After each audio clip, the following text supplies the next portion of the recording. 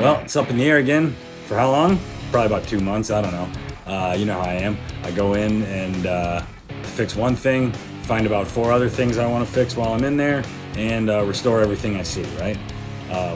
The catalyst for this project is the clutch. I need a new clutch, basically.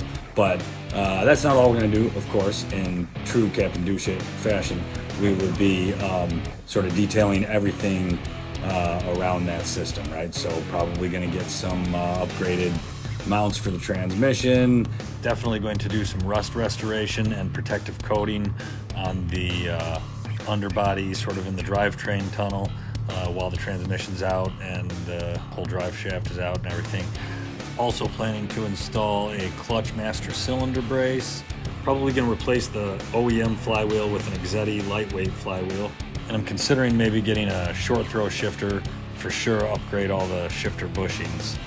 Okay, so let's get into it. The first thing you have to do is get everything out of the way so that you can remove the transmission. There's a number of different things you could start with. Order of operations isn't super important here, so I started with the exhaust. So basically you saw I pulled out the mid pipe and the down pipe. Here you see me just taking off the skid plate under the engine. That's because I plan on doing an oil change after all this is done. Now you see I'm draining the fluid out of the transmission. I'm going to do a fluid change in the transmission and the differential at the end of all this, but for now I just want to drain the fluid so when I pull the axles out and the drive shaft out it doesn't make a big mess. You'll notice that especially on the larger drain plug there is going to be a lot of kind of metallic gunk collected up on the magnet there. You're going to want to clean that off real well for reinstalling it. Also, you want to replace the crush washers on both of the drain plugs and the fill plug, but I didn't have any crush washers yet, so I just temporarily put them back in and I'll replace those later when I go to fill the fluid. So now I'm taking down the drive shaft. You have to remove that completely before removing the transmission, so that's a good next step in my order of operations, though like I said, these parts you could do really in any order that you want, kind of, as long as you're getting stuff out of your way as you go to gain access to the transmission. Next, I went and removed both of the front axles, the front half shafts, and to do that you got to get the brakes out of the way. Then if they're not moving freely already, you might need to get a little puller tool like this.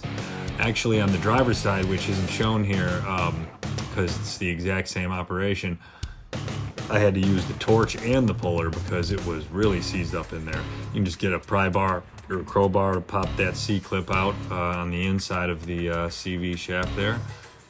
And now you see me going towards the top, and we're taking off the strut tower brace in order to be able to remove the intercooler so we can gain access to everything that's underneath that, which is the starter, the clutch slave cylinder, dog bone mount that is attached to the transmission, and also gain access to the upper bell housing bolts. So you can see here I start taking off the dog bone mount, but then realize part way through that in order to get one of the bolts all the way out, I have to remove the clutch slave cylinder first. And to do that, I have to remove the starter motor first. So I switch gears there to remove the starter motor. You can see that I've almost got it. And there she goes, dropping off the bottom. Now I'm pulling off the slave cylinder, and then I got to the bolt on the bracket. And here I'm disconnecting the shift linkage to the transmission. It gets a little goofy here because I had to get the transmission supported and remove the rear transmission mount so that I could sort of shift the entire body of the transmission over to the passenger side just a little bit in order to get out this bolt right here that you see me working at.